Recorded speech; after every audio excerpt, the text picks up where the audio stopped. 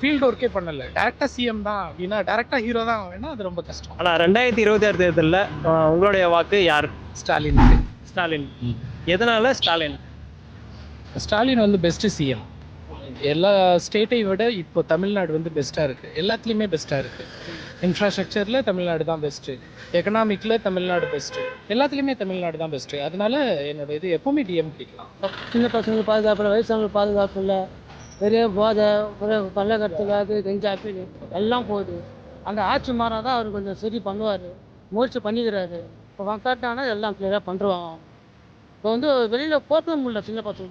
2026 தேர்தலில் உங்களுடைய ஓட்டு யாருக்கு? எடப்பாடி ஐயா ரெட்டடி தான் போடணும்.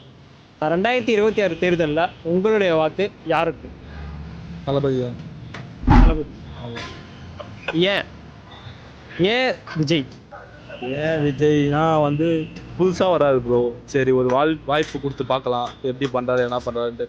ஏன்னா இது வரைக்கும் இருக்கிறவங்களே இருக்கிறதோடைய புதுசாக யார் வருமோ அவங்களுக்கு ஒரு சான்ஸ் கொடுத்து பார்த்தோன்னா என்ன பண்ணுறாங்கன்னு தெரியும்.